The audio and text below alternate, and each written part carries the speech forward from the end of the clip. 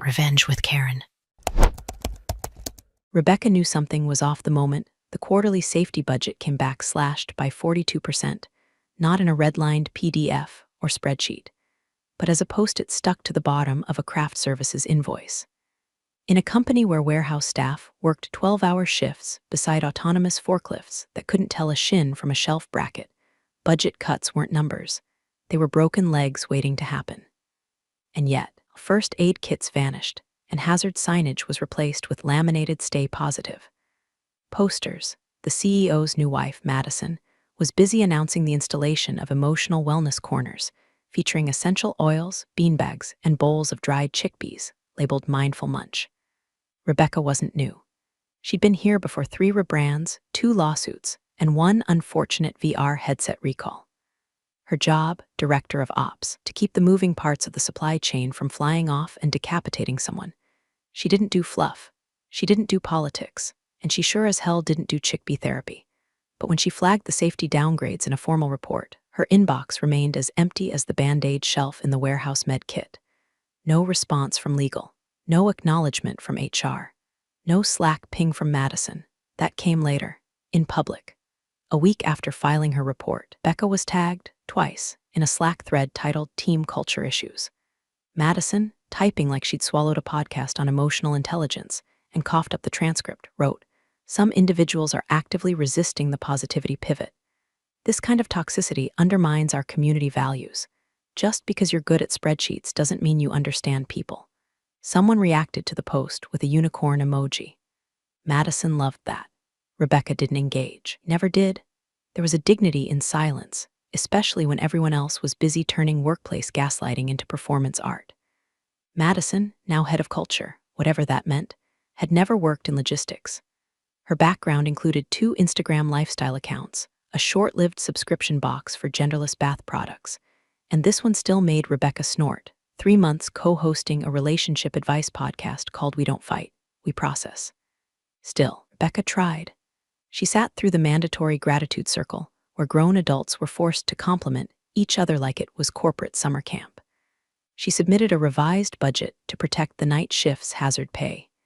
She even explained, twice, to Madison why replacing safety cones with lavender potted plants in a live forklift zone might not encourage trust-based movement.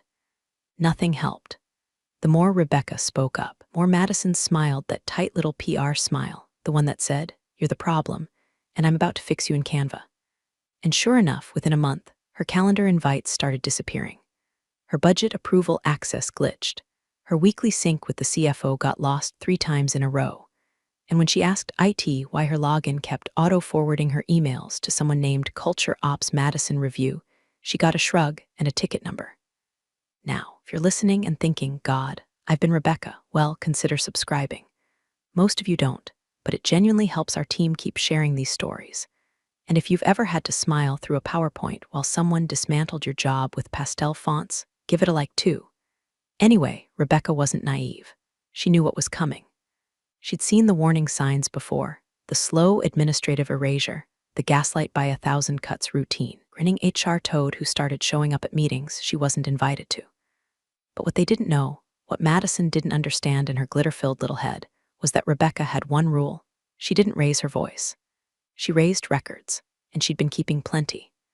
It happened during the Q4 sync, a 10 o'clock a.m. all-hands Zoom where people usually muted themselves, fake smiled in gallery view, and prayed their toddlers or cats wouldn't wander on. For once, Rebecca wasn't multitasking. She had her notes ready, her numbers solid. Fulfillment times were down. Cost per unit was stable despite the budget slashes. She was prepared to walk them through how they'd managed to avoid catastrophe in 3 major facilities using duct tape, negotiation, and sheer will. But then Madison unmuted. Before we dive into Rebecca's segment, she began, teeth bared in what could only legally be called a smile. "I think it's important to address a team culture concern." Rebecca's cursor froze. Madison continued, her voice syrupy and weaponized. "When leadership pushes back on efforts to build emotional cohesion, it tells staff that performance matters more than people. That's a form of psychological harm." The phrase hung in the Zoom silence like a slow-motion car crash. On screen, some faces blinked in confusion. A few turned off their cameras. I've received multiple DMs. Madison went on, expressing hurt, confusion, even fear. She didn't name Rebecca, but she didn't have to. They were looking at her face. The screen had her name in bold white text under the little video box, Rebecca L., Director of Operations. That's when the CEO joined in, camera on, sleeves rolled, red-faced like he'd just lost a bet. He wasn't smiling. He wasn't vague. Apologize to my wife in front of the entire company or you're done. He said it like he was ordering lunch.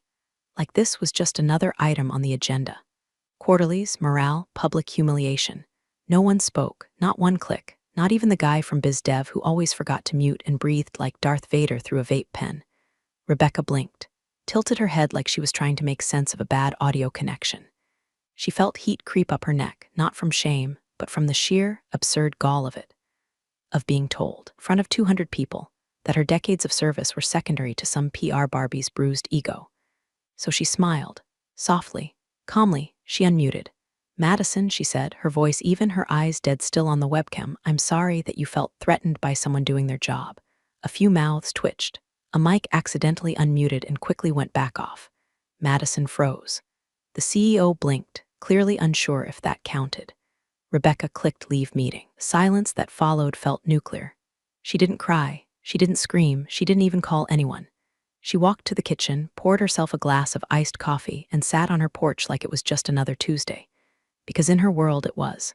She dealt with bankruptcies. She'd watched entire C-suites get perp-walked. A Zoom tantrum? Please. But here's the thing about Rebecca, she was always listening.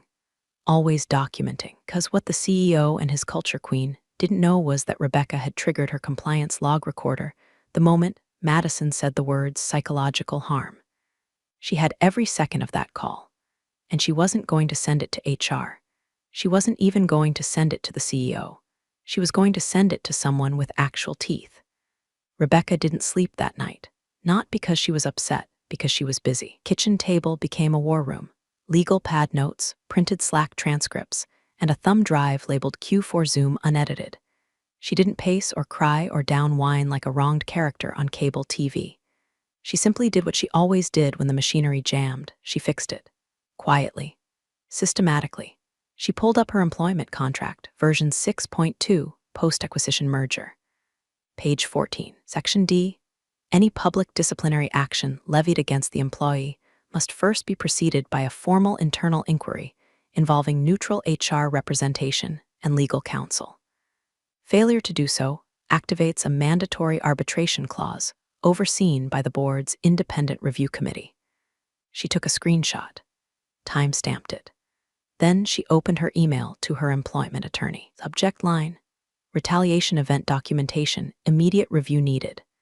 She attached the Zoom recording, 3 relevant Slack threads, and a PDF she'd been compiling quietly since Madison's first gratitude circle ended with a threat about reshaping roles to match culture.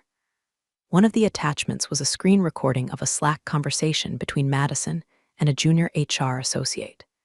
In it, Madison had typed, verbatim, "We can always replace meat with hands. The trick is making them feel like they're lucky to be here." The associate had reacted with a skull emoji.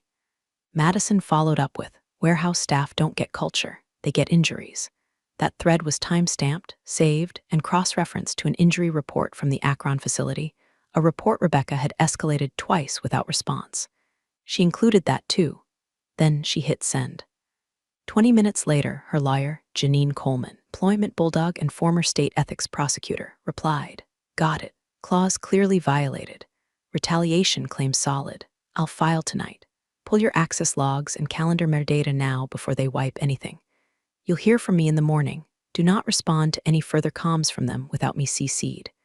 Rebecca exhaled. That was the moment it all shifted.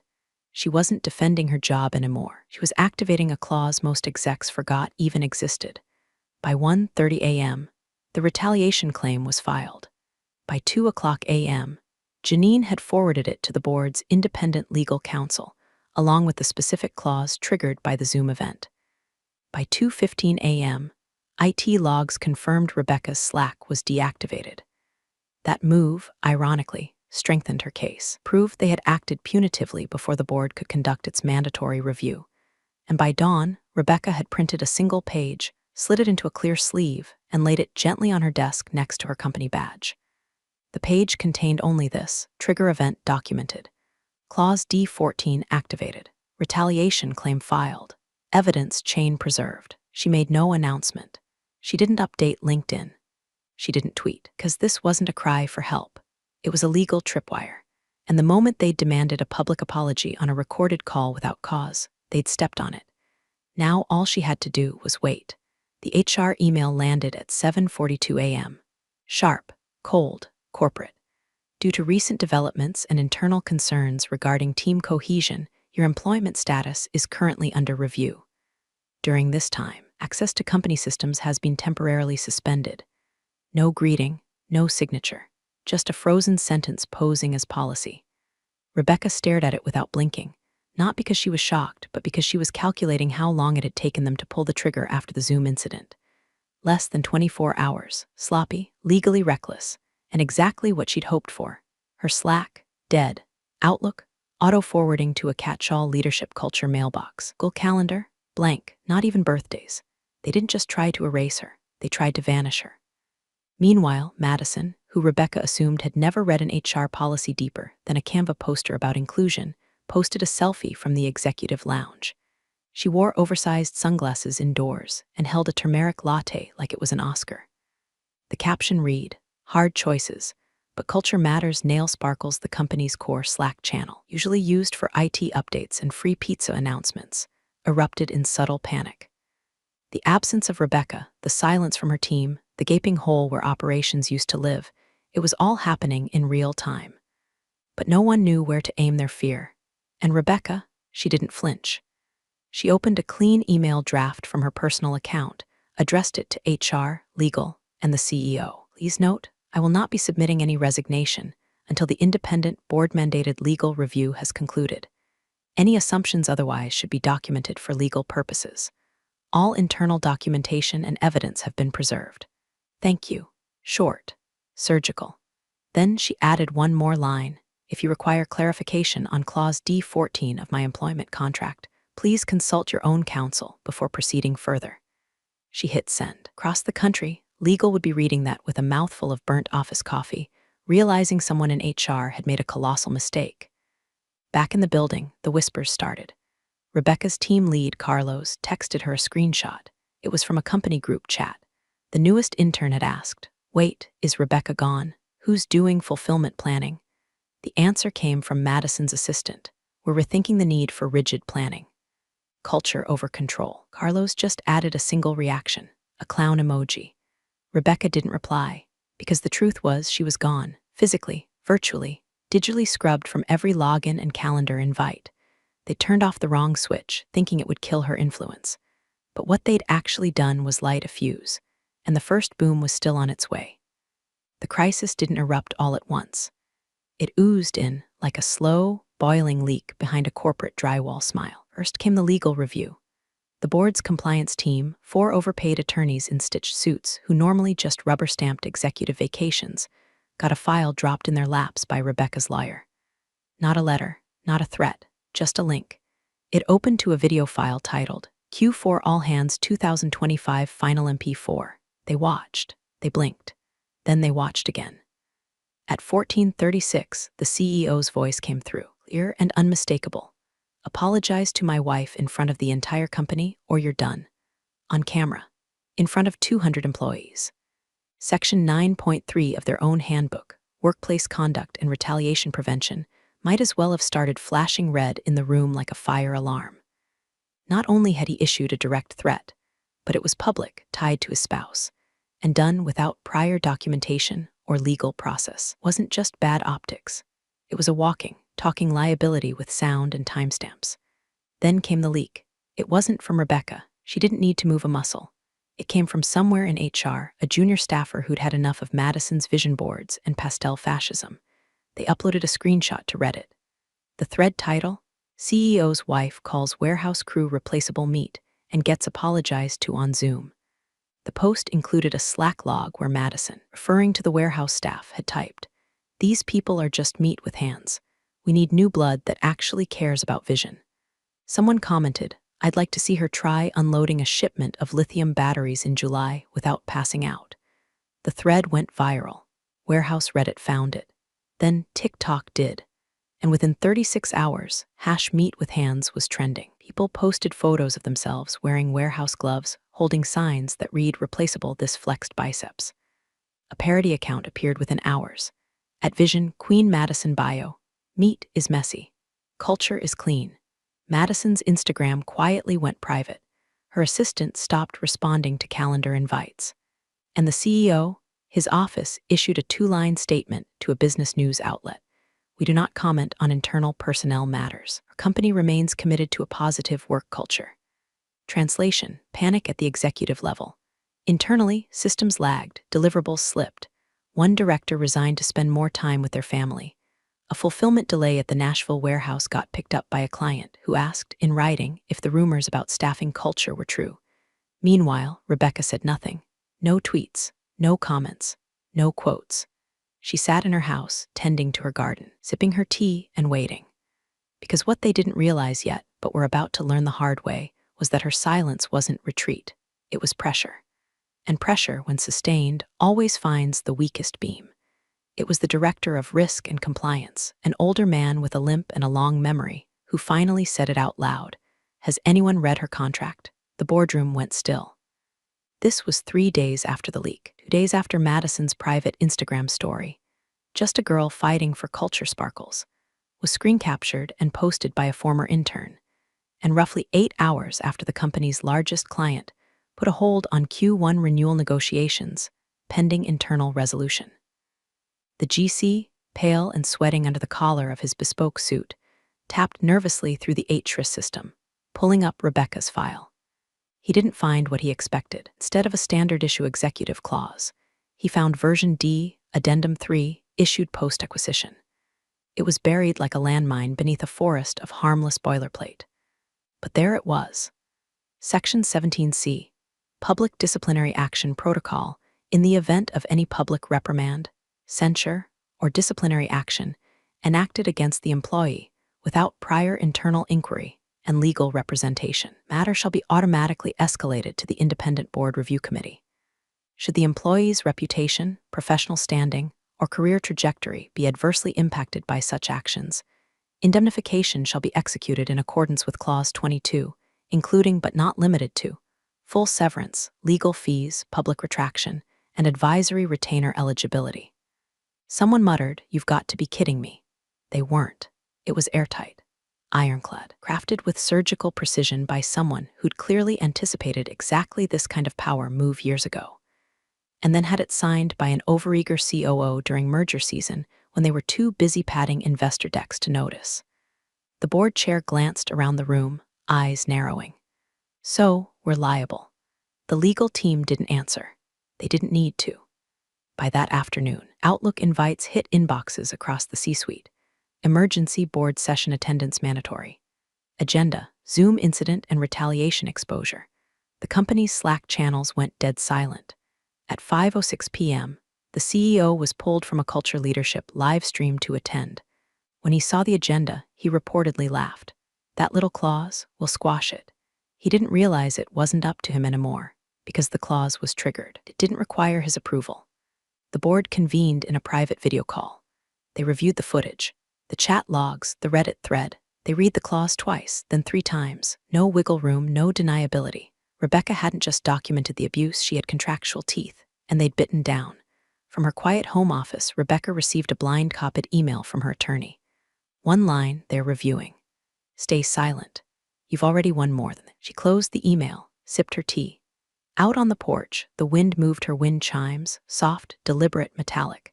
That sound would carry all the way to the boardroom soon enough. It began with a calendar cancellation, then another. Then all of Madison's culture touchpoint sessions vanished from internal invites. No explanation, no substitute, just a widening digital void where her pastel-colored initiatives used to live. By noon, her Slack status flipped to gray. One line appeared in the Daily Digest. Madison Carlisle will be out of office for the foreseeable future. Officially, administrative leave pending review. Unofficially, they were closing the gate after the lion had already wandered into traffic wearing glitter and a Team Vibes lanyard. Her projects were suspended without ceremony. The wellness corners dismantled. The gratitude survey pulled. Even the overpriced kombucha taps in HQ's break room were boxed up and labeled to be reviewed. And then came the screenshots. It started with one brave employee, an ops manager, who'd had enough of Madison referring to hourly staff as low vibration. He forwarded a Slack DM to internal legal with the subject line, "Cultural priorities or hostile bias." Log showed Madison asking if it was even worth investing in morale for the night shift team, because most of them won't be here long anyway. That lit the match. By the next morning, legal had received over 30 screenshots from employees across departments, Slack exchanges, calendar invites, even audio recordings of vision briefings, where Madison instructed managers to stop using safety compliance as an excuse to resist change. And then, one resurrected a private Slack channel from 6 months ago, originally titled Hash Culture Revamped 2025, now repurposed and renamed Hash Meet with Hands It Exploded. Internally, it became a live museum of Madison's greatest hits, quote after quote, all archived, time-stamped, and crowdsourced. Some added captions. Others photoshopped her most callous quotes onto inspirational posters and uploaded them like digital graffiti. One featured a stock photo of a smiling warehouse crew beneath a quote bubble, "Replaceable meat, but make it positive." People laughed, but legal didn't, and neither did the board. The CEO, meanwhile, attempted damage control. He pulled aside a few execs, insisted the whole thing was exaggerated, said Madison was just trying to push culture faster than some people were comfortable with. He scheduled a meeting with the board's PR subcommittee to propose a statement, something about unintended tone and miscommunication. He never got to finish. The board chair cut him off during the call. "You're not the one under review. She is. Flat. Final. No wiggle room." A silence fell on the line that even he couldn't bluster through. Inside legal's war room, whiteboards filled with timelines, evidence chains, damage projections. Intern was assigned to comb through 6 months of Slack messages between Madison and every member of leadership. HR reissued the company's whistleblower policy. IT restored backup logs for calendar deletions. The operations team was interviewed twice. Rebecca's name came up often, but not from her own mouth, because Rebecca still hadn't said a word. No statement, no interview, no leaked text messages or anonymous blog posts. He didn't need to speak. The system was doing it for her now. And the louder it got, the smaller Madison and the CEO began to look inside the machine they thought they ran. The memo dropped at 9:03 a.m. Eastern, an unceremonious PDF emailed to all staff, pasted on the intranet, and posted to the investor relations page like a wet tissue trying to plug a dam. "We take workplace retaliation seriously. The board has initiated an independent third-party audit into recent events. We are committed to transparency, accountability, and the well-being of all employees." No signatures, no mention of names, but everyone knew what it was about. The media did too. By lunchtime, 2 tech blogs and a business ethics watchdog site had published breakdowns of the Zoom recording, complete with leaked quotes, timelines, screenshots from the now infamous Hash Meet with Hands Slack channel. The phrases "CEO's wife," "retaliation," and "recorded Zoom" were now linked in Google search autocomplete like a death knell for investor confidence. By 2 p.m., the company's stock slid 6.8%. Not catastrophic, but the kind of drop that makes shareholders whisper and PR teams sweat through their designer blazers. Then came the Union Post. It wasn't long or dramatic, just a single LinkedIn update from the regional warehouse union rep. Operations runs because of people like Rebecca, not because of corporate mood boards. Beneath it, a photo of Rebecca at a site visit 3 years prior, hard hat, clipboard, surrounded by grinning warehouse staff. She wasn't smiling for the camera. She was mid-sentence, pointing at something off-frame. Solving a problem, it exploded. 12,000 likes in 4 hours. Comments from every corner of the company, even former employees who'd once cursed the logistics grind posted praise. Someone found an old email Rebecca had written after a warehouse fire drill went wrong. It had 3 bullet points and ended with, "Safety is not a vibe. It's a promise." That quote got slapped onto a Canva poster and turned into a meme. Irony never hits harder than when truth's on its side. Back in legal's office, Rebecca's attorney, Janine, filed one final document with the board's investigative committee, a comprehensive Slack log from Madison's entire tenure. Not screenshots, raw export. Every message, every emoji, every deleted comment. It was annotated line by line with context, timestamps, and internal code violations cross-referenced in the margins like a prosecutor's dream spreadsheet. And yes, it was notarized. When the board's lead counsel opened it, she reportedly said, "Well, that's the end of plausible deniability." Janine simply replied, "We're not looking for revenge, just resolution." Rebecca still hadn't commented publicly, not even to her team. Her lawyer had advised silence, and she was more than happy to let the system work for once. She spent the day unplugged, walking trails outside the city, answering no calls, ignoring her inbox. That night, opened her laptop briefly to one notification, a message from the board's legal assistant. Subject line, "Final review in progress. Recommendation to follow." No exclamation point, no emotion, just precision. Exactly how Rebecca liked it. The boardroom lights were dimmed, not for drama, but because no one could look each other in the eye anymore. The CEO strolled in 5 minutes late, latte in hand, like this was just another quarterly posturing session. His tie was loose, his hair perfect. "Let's just clear this up," he said with a chuckle as he took his seat, crossing his legs like a man used to winning. "We've all said things we regret. This has been taken out of. Let's play the tape," the board chair said flatly, cutting him off mid-spin. The screen flickered to life. There was no music, no intro, just a raw screen share recording of the Q4 all-hands Zoom. Rebecca's camera in the top right, Madison's cat filter frame grinning below. And then, at the 14-minute mark, the moment. The CEO's voice, unmistakably clear, boomed from the speakers. "Apologize to my wife in front of the entire company, or you're done." The sound in the boardroom didn't drop. It died.